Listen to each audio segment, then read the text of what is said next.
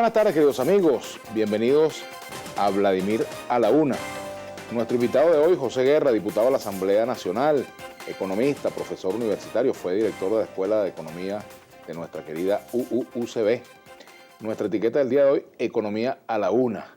En la campaña de Clinton, bienvenido, en la campaña de Bill Clinton, finalmente prácticamente el resumen que le hizo uno de sus asesores fue el que le permitió remontar y ganar la elección, cuando le dijo, hay que abordar el tema de la economía. Y entonces hablaron en esos términos. Es la economía, estúpido. Un término muy famoso en Estados Unidos, una frase muy famosa en Estados Unidos para poner de relieve la importancia de la economía en una sociedad, y en el caso de aquel momento de la sociedad norteamericana. En el caso venezolano hay un diálogo político, se habla de muchos temas y la economía tiene una situación muy grave y pareciera que no está en el orden de prioridades del diálogo entre gobierno y oposición.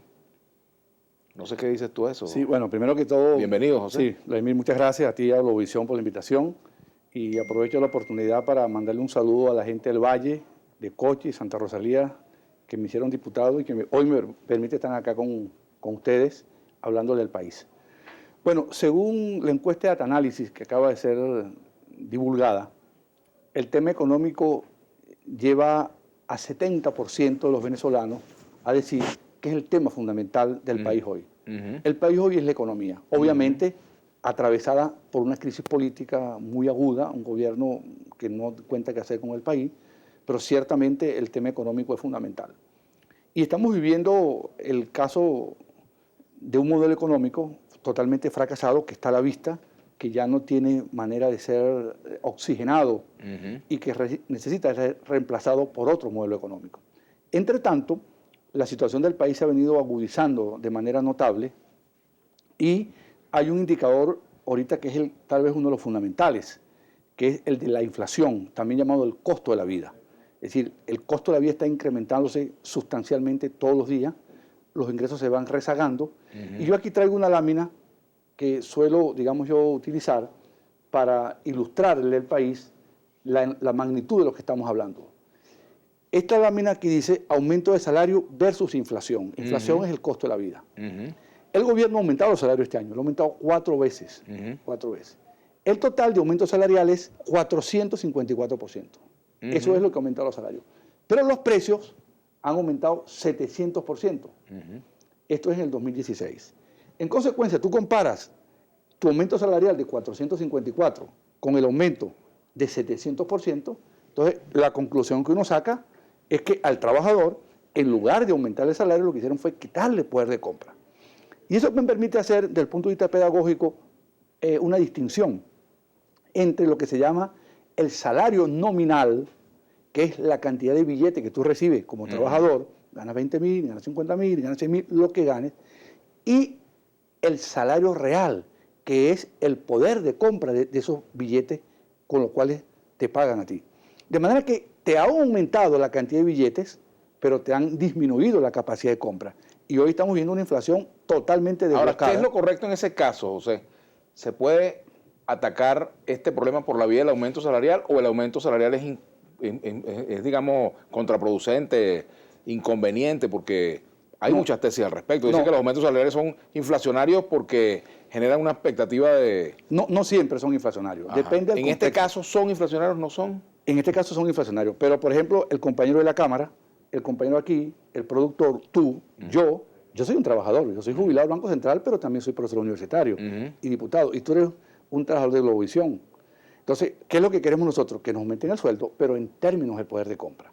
Pero para tú aumentar el sueldo en términos de poder de compra, tiene que haber una condición, que es que los precios no sigan subiendo de esa manera tan acelerada como lo están viniendo a hacer. ¿Esto qué haciendo? Quiere decir esto que para que tú produzcas una mejora en la capacidad adquisitiva del trabajador, tú tienes que hacer también otras políticas, no nada más que el aumento de sueldo. Porque si el aumento de sueldo se te devuelve, como está aquí, en más inflación, o sea, aumentan 454 y la inflación es 700, o sea, no hicimos nada. Entonces hay que buscar y diseñar políticas para bajar la inflación. Y eso nos remite a otro caso, que es el del Banco Central de Venezuela. Si mientras no se le ponga coto a la emisión de dinero inorgánico del Banco Central de Venezuela, vamos a tener esta carrera inflacionaria pongan los controles que pongan. Fíjate tú, Vladimir, que a lo largo de este año, en la primera etapa de este año, ¿qué hizo el gobierno? Apretó el control de precios, los precios estaban reprimidos y tuve escasez. ¿Qué hizo del gobierno hace unos 3 meses o 4 meses? Soltó esa amarra. Soltó el control. No hay control en Venezuela, control de precios. Soltó las amarras, le permitió a unos inversionistas importar al dólar paralelo, no oficial, que ya sabemos hoy que está rompiendo va a llegar a la estratosfera, si sigue así. Y el gobierno permitió que hubiese abastecimiento, pero a precios carísimos. Entonces tú te consigues hoy, tú has debido conocer el chichero de la universidad, Vladimir. El chichero de la Universidad Central, que está en todo el reloj de la universidad. Yo hoy fui a entregar las notas de la materia que estoy dando en la UCB, en la Escuela de Economía, y siempre me paro a hablar con el chichero. Bueno, y yo hablo con él, veo los precios que él me da.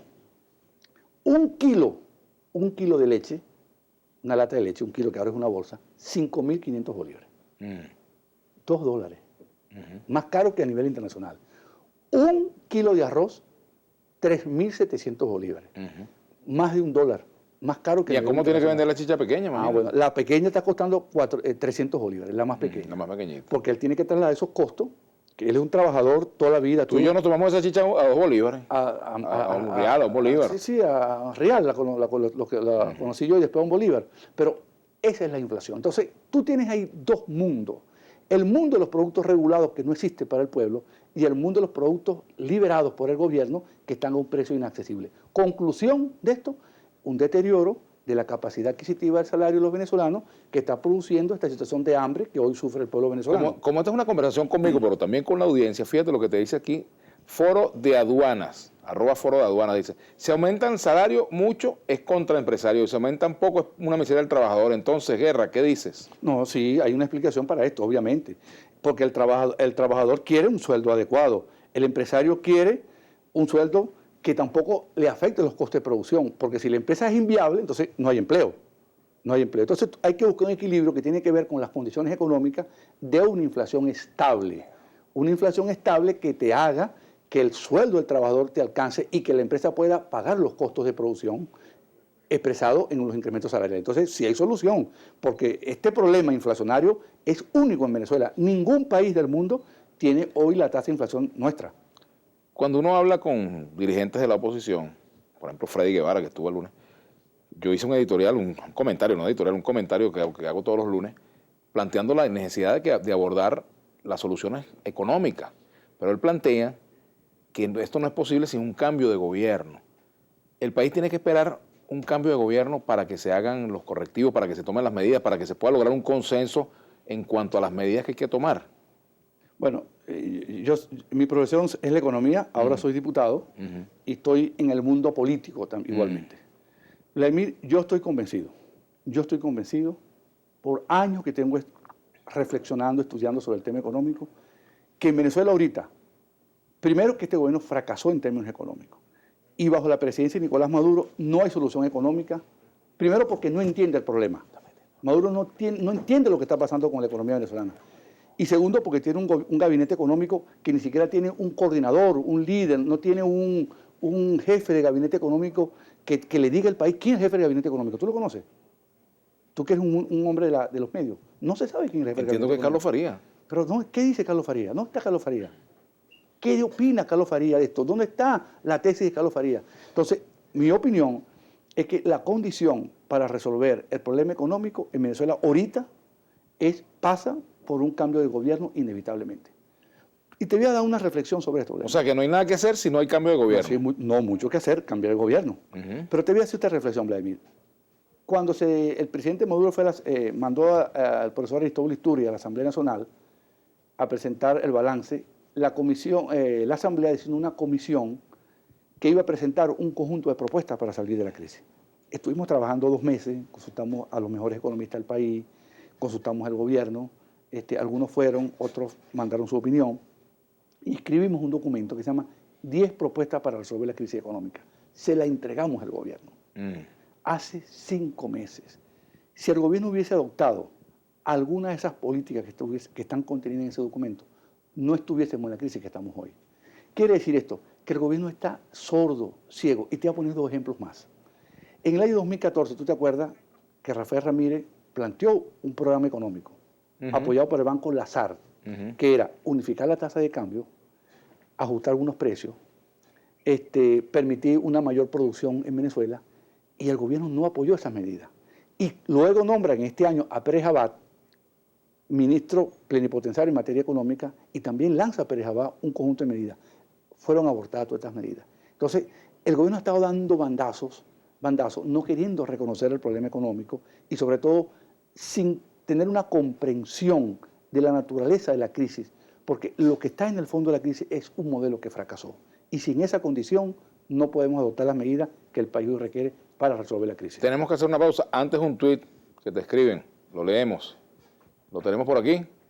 No lo tenemos. Bueno, aquí también dice el Barto. En Globovisión van a parar como Vlad Villegas en Globovisión, repitiendo, juro, cada minuto que no son de derecha, sino de izquierda, porque no se lo creen. Bueno, cada quien con su comentario. Otros comentarios aquí también sobre el tema económico, que lo vamos a hacer al regreso. Nuestra etiqueta, Economía a la Una, con José Guerra, diputado a la Asamblea Nacional por la Mesa de la Unidad Democrática. Recuerden que pueden disfrutar este programa a través de nuestro canal de Noticias Globovisión en YouTube, y también pueden ver esta transmisión a través del canal de YouTube Globovisión en vivo y hacer sus preguntas y comentarios por nuestro chat. Ya venimos.